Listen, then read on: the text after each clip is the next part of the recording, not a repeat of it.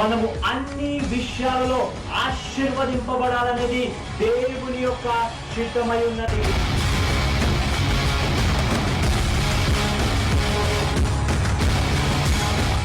దేవుని యొక్క కుమారుడు మానవుని యొక్క కుమారునిగా జన్మించడానికి కారణము మనందరినీ దేవుని యొక్క కుమారులుగా చేసుకోవడానికి.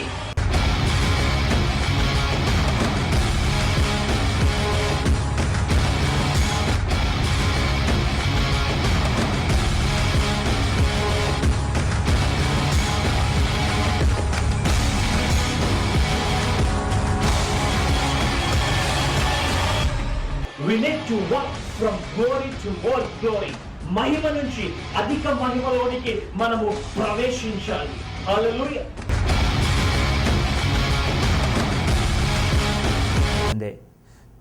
గత వారము నేను కర్నూలు పట్టణంలో ఉన్నప్పుడు అనేకులు నన్ను ఒక విషయం గురించి అడగడం జరుగుతూ ఉన్నది. సెప్టెంబర్ మాసంలో యావత్ ప్రపంచము ఆసక్తిగా ఎదురు చూసినటువంటి విషయము, లేకపోతే భారతదేశం అయితేనేమి, క్రైస్తవులు అయితేనేమి, ప్రతి ఒక్కరు తమ యొక్క నోటిలో తమ యొక్క స్నేహితులతోనైతేనేమి, తమ యొక్క పాస్టర్ గారితోనైతేనేమి ఈ యొక్క విషయం గురించి మాట్లాడుతూ ఉన్నారు. అదేనండి బ్లడ్ మూన్స్. ఈ యొక్క బ్లడ్ మూన్స్ గురించి చర్చ జరుగుతూ ఉంచున్నది. ఈ యొక్క బ్లడ్ మూన్స్ గురించి బైబిల్ ఏం చెప్తూ ఉంచి ఉన్నది? ఈ యొక్క బ్లడ్ మూన్స్ ఎందుకు వస్తూ ఉంటుంది? బైబిల్కి ఈ యొక్క బ్లడ్ మూన్స్కి ఏమన్నా సంబంధం ఉందా?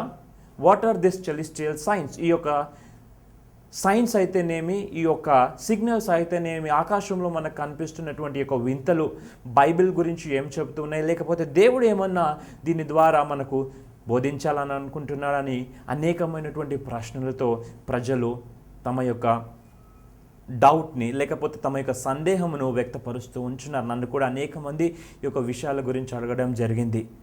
అదేనండి, ఒకవేళ మనం గమనించినట్టయితే సెప్టెంబర్ మాసంలో 28వ తారీఖున యావత్ ప్రపంచము ఈ యొక్క బ్లడ్ మూన్స్ గురించి మాట్లాడడం జరిగింది. టీవీలో కూడా, వార్తల్లో కూడా ఈ యొక్క బ్లడ్ మూన్స్ గురించి మనము కథనాలుగా రావడం జరిగింది. ఇంతకీ ఈ బ్లడ్ మూన్స్ అంటే ఏంటి అని ఆలోచన చేస్తే మనందరికీ తెలుసు. మూన్ అంటే చంద్రుడు, లేకపోతే చిన్నపిల్లలకు మనం చెప్పినప్పుడు చందమామ అని కూడా మనం చెప్తూ ఉంటున్నాం. కానీ ఇది బ్లడ్ మూన్స్ అని ఎందుకు వచ్చింది అని అంటే, చంద్రుడు ఎరుపు రంగుగా కనబడడం వలన దీన్ని మనం సైంటిస్టులు బ్లడ్ మూన్స్ అన్నారు. చంద్రుడు ఎరుపు రంగుగా కనబడడం బట్టి మనం దీనిని బ్లడ్ మూన్స్ అని అంటూ ఉన్నాం. ఒకవేళ దీని గురించి మనం ఆలోచన చేయాలంటే దానికంటే ముందు ఎందుకు ఈ విధంగా జరుగుతూ ఉంది అని కూడా ఒకవేళ మనం ఆలోచన చేయాలి. బ్లడ్ మూన్ ఎందుకు వస్తుంది అని అంటే, చంద్రగ్రహణం ఎందుకు వచ్చిందంటే it's because of lunar eclipse అని చెప్తారు. అది అందరికీ మనకు తెలిసినటువంటి వాస్తవంగా ఉంటూ ఉన్నది. కానీ చంద్రుడు ఎరుపు రంగుగా మారాడు, అది బైబిల్లో కూడా ఉంది అనేటువంటి వాస్తవాన్ని మనం గమనించాలి. అంతకంటే ముందు ఒకవేళ మనం ఆలోచన చేసినట్టయితే పరిశుద్ధ గ్రంథంలో నుంచి ఆది కాండము 1వ అధ్యాయము 1వ వచనం మనం చూసినట్టయితే, ఆది యందు దేవుడు భూమి ఆకాశమును సృజించెను. దేవాది దేవుడు భూమిని ఆకాశాన్ని సృజించాడు. ఎందుకు అతడు సృజించాడు అని అంటే, ఆయన సృష్టికర్త కాబట్టి వాటిని సృజించాడు అనేటువంటి వాస్తవం మనం తెలుసుకోవాలి. ఒకవేళ మనం చూసినట్టయితే గత కొన్ని నెలలుగా ఫేస్బుక్లో, సోషల్ మీడియాలో ఒక సినీ రంగానికి చెందినటువంటి ఒక ప్రాముఖ్యమైనటువంటి ఒక హీరో తమ యొక్క అభిప్రాయాన్ని చెప్తూ యేసు ప్రభుని నమ్ముకున్నాడనేటువంటి విషయము చెప్తూ అతడు ఏమన్నాడంటే, without creator there is no creation అన్నాడు.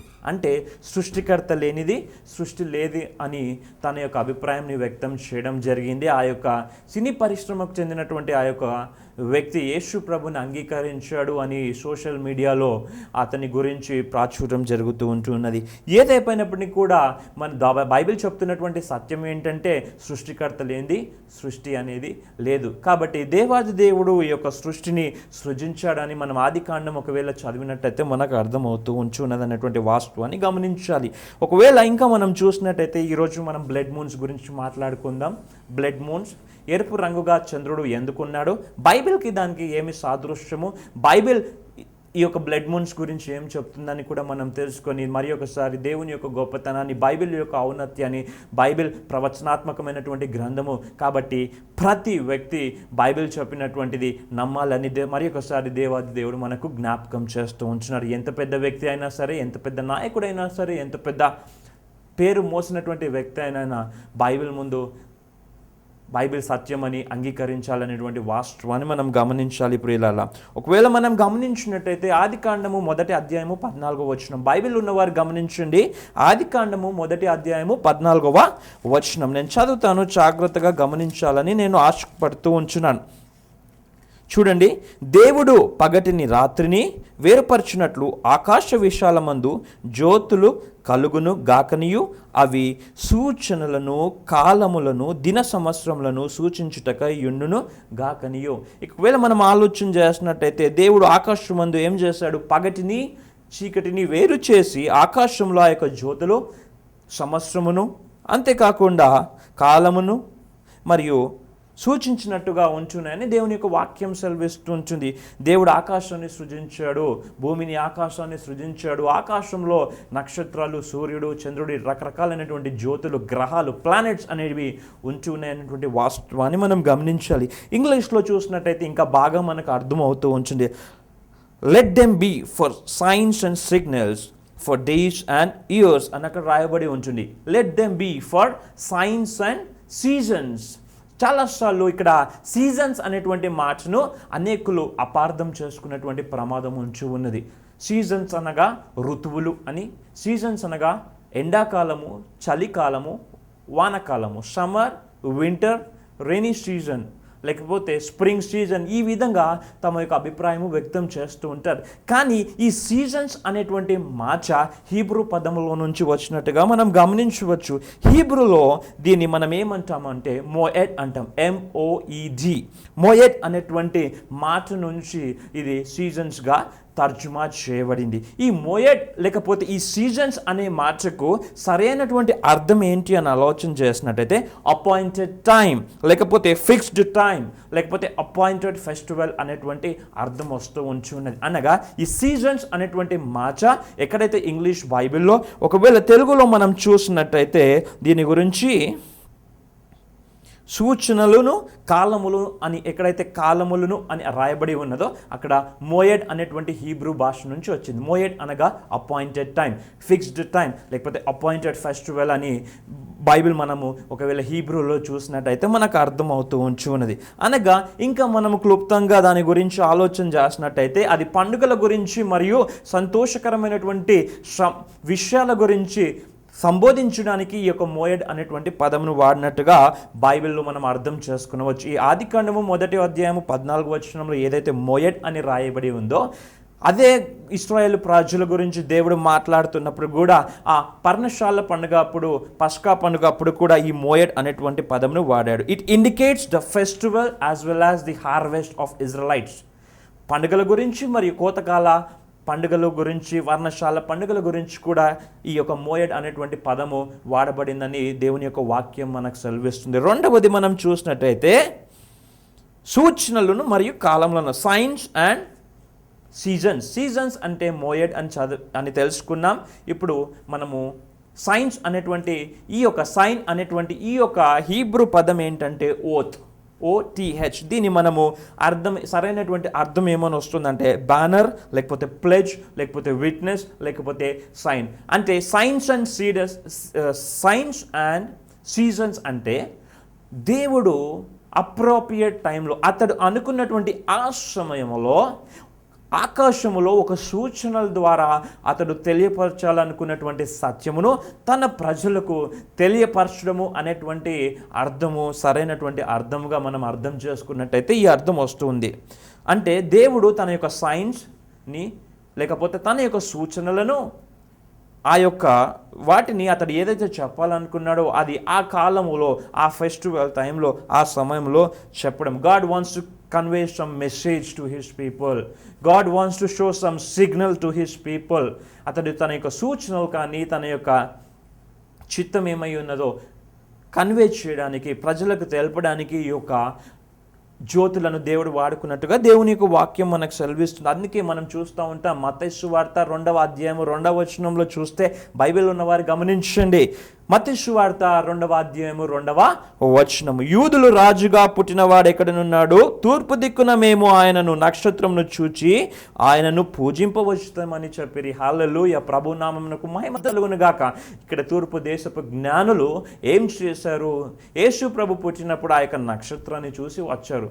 చరిత్ర చెప్తుంది వీరు పార్శ్వ మతానికి చెందినటువంటి వారు అని. జూరాస్ట్రియన్ సుమారు 700 మైళ్ళు అనగా 1200 కిలోమీటర్లు ప్రయాణం చేసి యేసు ప్రభుల వారిని చూడ్డానికి వచ్చారని చరిత్రకారులు తమ యొక్క చరిత్ర గ్రంథాల్లో రాయడం జరుగుతూ ఉంటుంది. అనగా యేసు ప్రభుల వారు జన్మించాడని ఆకాశంలో ఒక సూచనగా ఆ యొక్క నక్షత్రము ఆవిర్భవించింది అనేటువంటి వాస్తవాన్ని గమనించాలి. అంటే దీన్ని బట్టి మనం ఏం అర్థం చేసుకోవాలంటే ఈ ఆకాశంలో ఉన్నటువంటి సూర్యుడు అయితేనేమి, నక్షత్రాలు అయితేనేమి, ఈ యొక్క గ్రహాలు అయితేనేమి, what ever it might be, దేవుడు తన యొక్క ప్రణాళికను, తన యొక్క ప్రవచనమును నెరవేర్చడానికి వీటిని కూడా ఉపయోగిస్తాడు అనేటువంటి వాస్తవాన్ని గమనించాలి. ఎందుకంటే ఆయన సృష్టికర్తగా ఉన్నటువంటి దేవుడు, సృష్టిని సృష్టించినటువంటి దేవుడు కాబట్టి, సృష్టికర్త, దేవాది దేవుడు కాబట్టి సృష్టికర్త ఒక ఆధీనంలో సమస్తమును ఉంటూ ఉన్నాయి కాబట్టి అతడు మాత్రమే సృష్టిని ఆధీనంలోనికి తీసుకోగలుగుతాడు.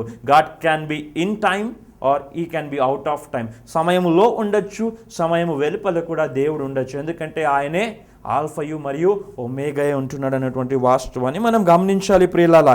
ఇంకా మనం చూద్దాం ఈ యొక్క బ్లడ్ మూన్స్ గురించి. ఎప్పుడెప్పుడు వచ్చాయి, చరిత్రకు దీనికి ఏమైనా సంబంధం ఉందా, దేవుడు ఏమని చెప్పాలని ఆశపడుతూ ఉన్నాడు అనేటువంటి వాస్తవాన్ని గమనించాలి.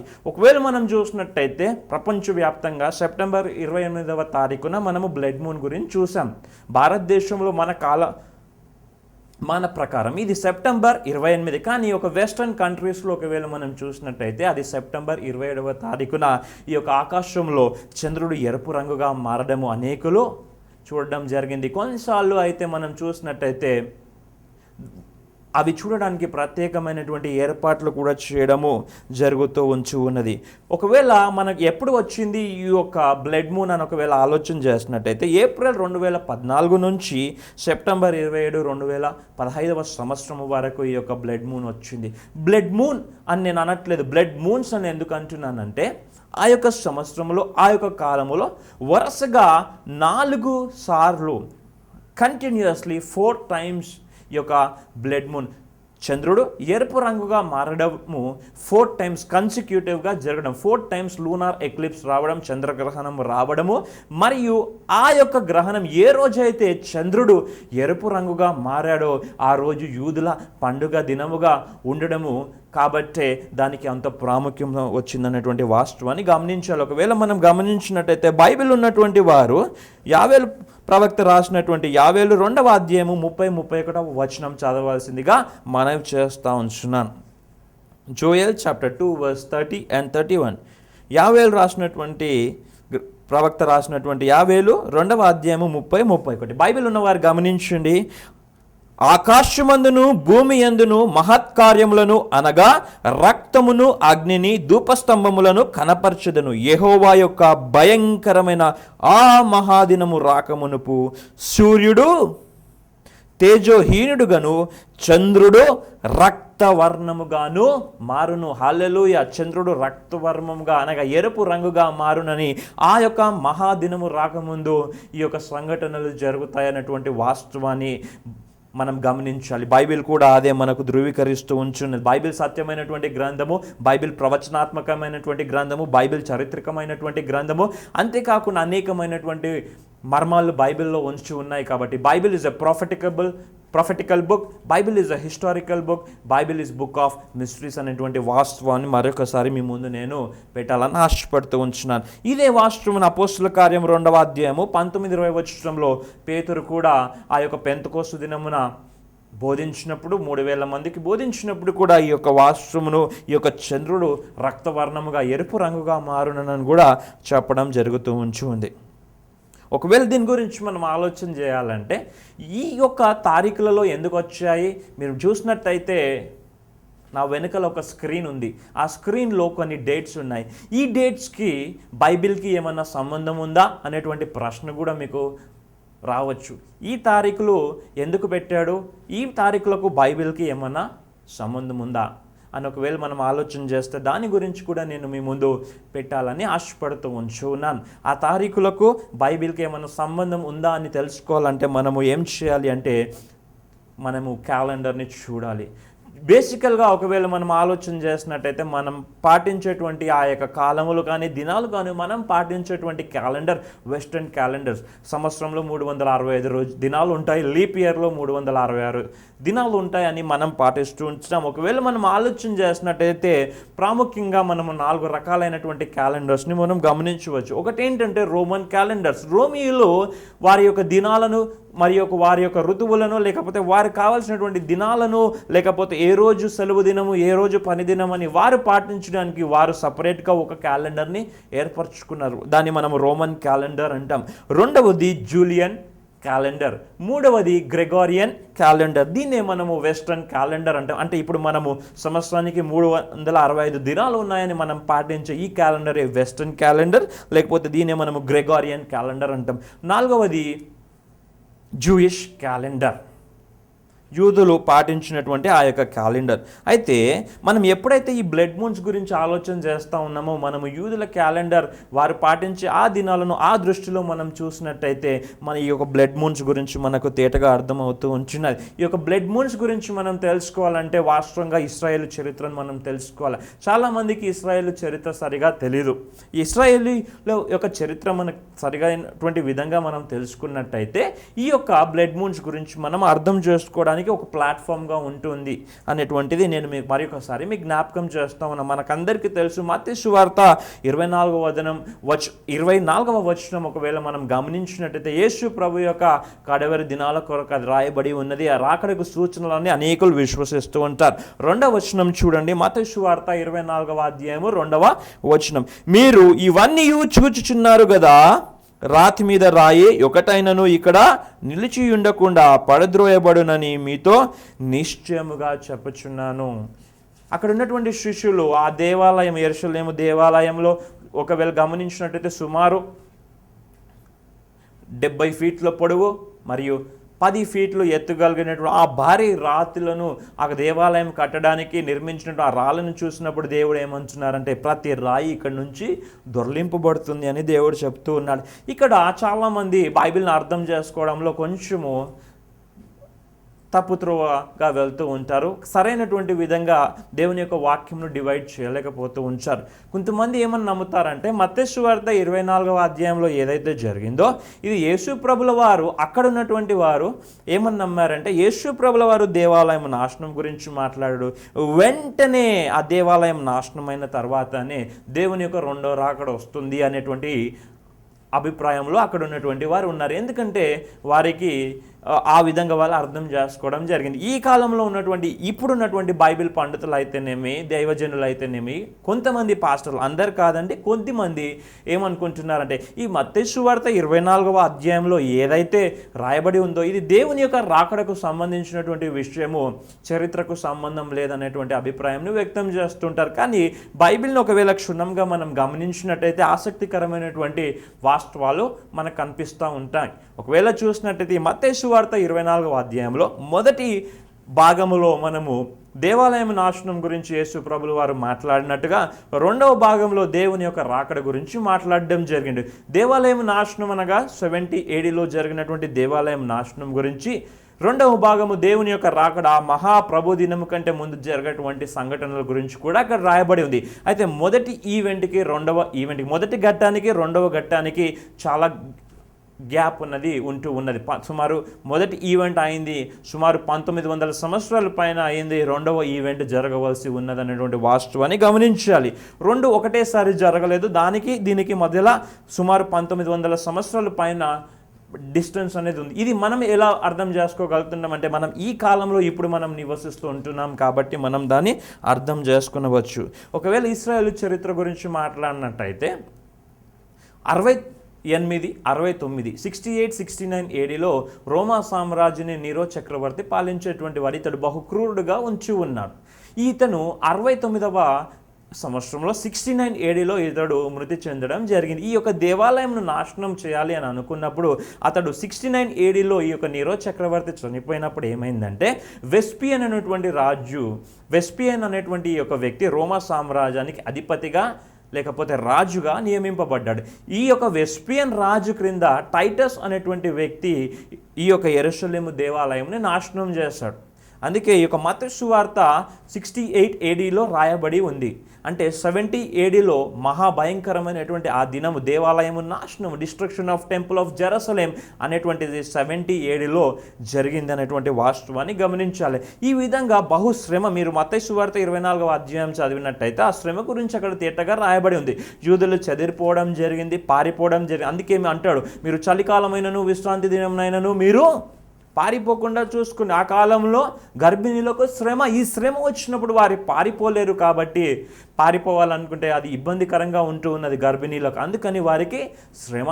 చలికాలం ఎందుకు వెళ్ళకూడదు అంటే యెరూషలేము ప్రాంతంలో చలికాలం బహుగా వర్షాలు పడ్డప్పుడు యెరూషలేము చుట్టూ యోర్దాను నది నిండిపోయి ఉంటూ ఉన్నది కాబట్టి ఆ నదిని దాటి వెళ్ళడం కష్టం కాబట్టి వారు చలికాలమైనను విశ్రాంతి దినంను దేవుని ఆరాధించాల్సినటువంటి దినం కాబట్టి ఆ రోజు ఏ పని చేయకూడదు కాబట్టి మీరు పారిపోవద్దు, బహు భయంకరమైనటువంటి శ్రమ వస్తుందని దేవుని యొక్క వాక్యం సెలవిస్తుంది ప్రియులారా. ఇలా 70 ఏడీలో టైటస్ అనేటువంటి రాజు కింద ఇశ్రాయేలు దేశం మొత్తము నాశనం అయిపోయింది, లేకపోతే వారి ధ్వంసం చేయడం జరిగింది. అప్పుడు అనేకులు యూదులు చెదిరిపోవడం జరిగింది అనేటువంటి వాస్తవాన్ని గమనించాలి. అనగా రోమీలకు యూదులకు మధ్య జరిగినటువంటి ఆ యుద్ధములో దేవాలయమును నాశనం అయిందని దేవుని యొక్క వాక్యం సెలవిస్తుంది. చరిత్ర గ్రంథాలు కూడా బైబిల్ సత్యం అనేటువంటి సత్యాన్ని కూడా ధృవీకరిస్తూ ఉంచున్నది. ఒకవేళ దీని గురించి మనం ఆలోచన చేసినట్టయితే వీళ్ళు చెదిరిపోవడం అనేది జరిగింది. రెండో విషయం ఒకవేళ మనం జ్ఞాపకం చేసుకున్నట్టయితే యూదులకు ప్రాముఖ్యంగా ఏముంటుంది అంటే 2 పండుగలు బాగా ఆచరించేవారు. మొదటిది ఏంటంటే ఫీస్ట్ ఆఫ్ టబర్నకల్స్ లేకపోతే పర్ణశాలల పండుగ అని మనం అంటాం. రెండవది పాస్ ఓవర్ ఫీస్ట్, పస్కా పండుగ గురించి కూడా వీళ్ళు చాలా ప్రాముఖ్యం ఇచ్చినట్టుగా దేవుని యొక్క వాక్యం మనకు సెలవిస్తుంది. అయితే వీళ్ళు ఎవరైతే ఈ యొక్క యూదులు 70 ఏడీలో చెదిరిపోయారో వీరు రకరకాల ప్రాంతాలకు వెళ్ళారు. అయితే కొంతమంది యూదులు ఏం చేస్తారంటే స్పెయిన్ దేశానికి వెళ్ళారు. స్పెయిన్ అనేటువంటి పట్టణంలోకి వెళ్ళి అక్కడ ఉన్నప్పుడు అక్కడ యూదులకు బహు శ్రమ అనేది కలిగింది.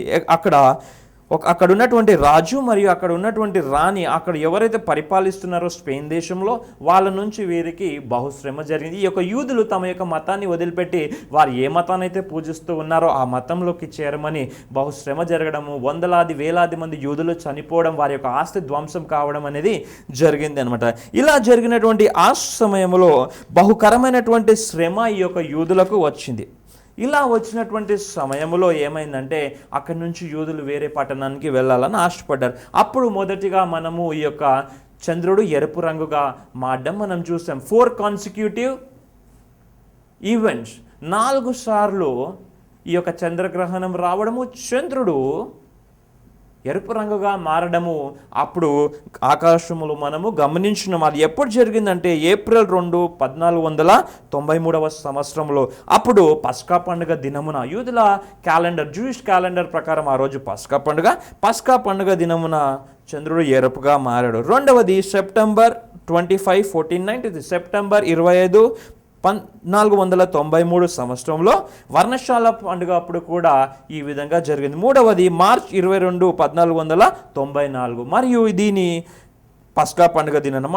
తర్వాత సెప్టెంబర్ 15, 1494 ఇది మరియు పర్ణశాల పండుగ. ఈ 4 దినాలలో సూర్యుడు ఎరుపుగా మారాడు. సూర్యుడు ఎరుపుగా మారడం కాదు, కానీ యూదుల క్యాలెండర్ ప్రకారం ఒకవేళ మనం చూసినట్టయితే ఏమని అర్థమవుతుందంటే యూదుల పండుగ దినమున చంద్రుడు ఎరుపుగా ఇలా మారినటువంటి ఆ సమయంలో ఏమైందంటే కొలంబస్ అనేటువంటి వ్యక్తి అమెరికా దేశానికి అనుకోవడం జరిగింది. అనేక మంది యూదులు స్పెయిన్ దేశం నుంచి అమెరికాకు వెళ్ళడం జరిగింది. రెండవసారి ఈ యొక్క బ్లడ్ మూన్స్ ఎప్పుడు వచ్చాయంటే 1949, 1950, 1949, 50 టైంలో ఆ సంవత్సరంలో ఈ బ్లడ్ మూన్స్ రావడం జరిగింది. ఏప్రిల్ 13, అక్టోబర్ 7 ఇది 1949లో.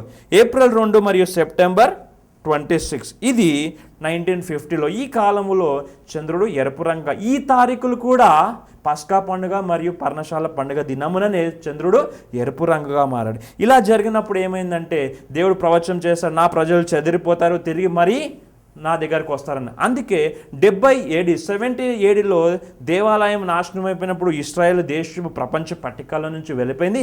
తిరిగి ఇశ్రాయేలు తిరిగి రావడం జరిగింది. యూదులు తిరిగి వచ్చి మరియు ఇశ్రాయేల్ దేశంగా May 14, 1948 నాడు ఆవిర్భవించడం జరిగింది. అంటే 70 ADలో ఇశ్రాయేల్ అనేటువంటి పట్టణము ప్రపంచ పట్టికలో లేకుండా వెళ్ళిపోయింది. తిరిగి the formation of Israel, nation of Israel ఎప్పుడైందంటే May 14, 1948. ఫస్ట్ గవర్నమెంట్ January 25, 1949 రోజు మొదటిసారి ప్రభుత్వము ఏర్పడడం జరిగింది. ఇప్పుడు బ్లడ్ మూన్స్ వచ్చాయి. మూడోసారి బ్లడ్ మూన్స్ ఎప్పుడు వచ్చాయంటే 1967, 1968లో వచ్చాయి. April 24, 1967, October 18, 1967, April 13, 1968, October 6, 1968. ఈ దినాలు కూడా పర్ణశాల పండుగ మరియు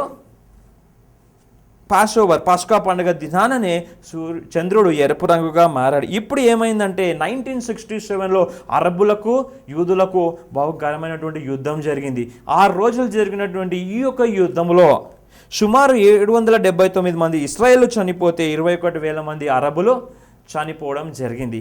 ఈ విధంగా జరిగినప్పుడు ఏమైంది అని అంటే యెరూషలేము పట్టణము నాశనమైంది, దేవాలయం నాశనమైంది. ఇశ్రాయేల్ ప్రజలు 70 ADలో చెదిరిపోయినటువంటి వారు 14th మనం 14వ తారీఖున ఒకవేళ ఆలోచన చేసినట్టయితే May 14, 1948లో May 14వ తారీఖున తిరిగి వచ్చారు. కానీ యెరూషలేము మాత్రము ఇశ్రాయేలు పట్టణంలో భాగంగా లేదు. అయితే ఈ 1969లో ఈ యుద్ధంలో జరిగినప్పుడు తిరిగి యెరూషలేం అనేటువంటి ఆ యొక్క జెరూసలేం పట్టణము తిరిగి ఇశ్రాయేల్ దేశంలో వీళ్ళు కలుపుకోవడం జరిగింది. అప్పుడు ఈ యొక్క బ్లడ్ మూన్స్ అనేది వచ్చింది.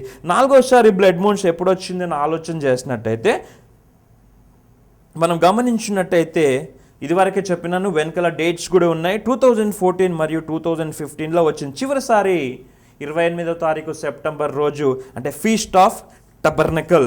మరొకసారి చెప్తా ఉన్నాను, ఫీస్ట్ ఆఫ్ టబర్నకల్ అనగా పర్ణశాల పండుగ దినాన వచ్చింది. 15/4/2014, 10/8/2014, 4/4/2015, 28/9/2015. ఇవి కూడా పర్ణశాల మరియు పస్కా దినమున ఈ యొక్క బ్లడ్ మూన్స్ అనేవి వచ్చినాయి. కాబట్టి ఇప్పుడు బైబిల్ పండితులు ఏమని విశ్లేషిస్తూ ఉంటున్నారంటే ఇవన్నీ జరుగుతున్నాయి. కాబట్టి ఇప్పుడు ఇశ్రాయేలుకు హమాన్, పాలస్తీన్లో ఉన్నటువంటి హమాన్ అనేటువంటి వారికి యుద్ధం జరుగుతూ ఉంటుంది. ISIS Islamic state of Iraq and Syria వారు ఉగ్రవాద సంస్థ క్రైస్తవుల పైన దాడి జరగడం మొదలుపెట్టినారు. ఈ యొక్క బ్లడ్ మూన్స్ వచ్చింది కాబట్టి ఈ విధంగా జరిగింది. ఇంకా అనేకమైనటువంటి సూచనలు జరుగుతాయని తమ యొక్క అభిప్రాయాన్ని వ్యక్తం చేస్తారు. అంటే బైబిల్ చెప్తుంది, మత్తయి సువార్త 16వ అధ్యాయము 27వ వచనం గమనించండి. మనిషి కుమారుడు తన తండ్రి మహిమ గలవాడై తన దూతలతోనూ, ఇంకా చూడండి బైబిల్ ఉన్నవారు గమనించండి, దూతలతోనూ రాబోచున్నాడు. హల్లెలూయా. మనిషి కుమారుడు తన తండ్రి మహిమ గలవాడై తన దూతలతోనూ కూడా రాబోచున్నాడు. అప్పుడు ఆయన ఎవని క్రియలో చెప్పిన వానికి ఫలం ఇచ్చును. దేవుని యొక్క రాకడ సమీపంగా ఉంది. సూర్యుడు చీకటిగాను చంద్రుడు ఎరుపుగాను మారుతుందని దేవుని యొక్క వాక్యం సెలవిచ్చినటువంటి రీతిగా ఈ బ్లడ్ మూన్స్ గురించి మనము చూసినట్టయితే అనేకమైనటువంటి విషయాలు తెలుస్తున్నాయి. దీన్ని బట్టి మనం అర్థం చేసుకోవచ్చు ఏంటంటే దేవుని యొక్క రాకడ సమీపంగా ఉంది కాబట్టి మనము సిద్ధపాటు కలిగి ఉండాలా, మనము సిద్ధంగా ఉండాలా. సిద్ధంగా ఉండడమే కాకుండా అనేకులను ప్రభు గురించి తెలిపి వారిని కూడా సిద్ధపరిచేటువంటి వారంగా మనం ఉండాలని దేవుని యొక్క వాక్యం మరొకసారి మనకు హెచ్చరిస్తుంది. ప్రార్థన చేసుకుందాం. బైబిల్ సత్యమని మీ యొక్క రాకడ సమీపంగా ఉంది కాబట్టి మేము సిద్ధంగా ఉండాలని మరొకసారి మీ యొక్క వాక్యం ద్వారా మాకు బోధించినందుకు మీకు వందనాలు. మా యొక్క జీవితాలను మేము సరి చేసుకొని నీ కృపలో మేము నీతిమంతులుగా ఉన్నామనేటువంటి సత్యాన్ని తెలుసుకొని ప్రభా అనేకులను నీ తట్టు తిప్పి నీకు సాక్షులుగా మేము ఉండలాగున కృప చూపించమని యేసు నామములో అడిగి వేడుకుంటున్నాం తండ్రి. ఆమెన్.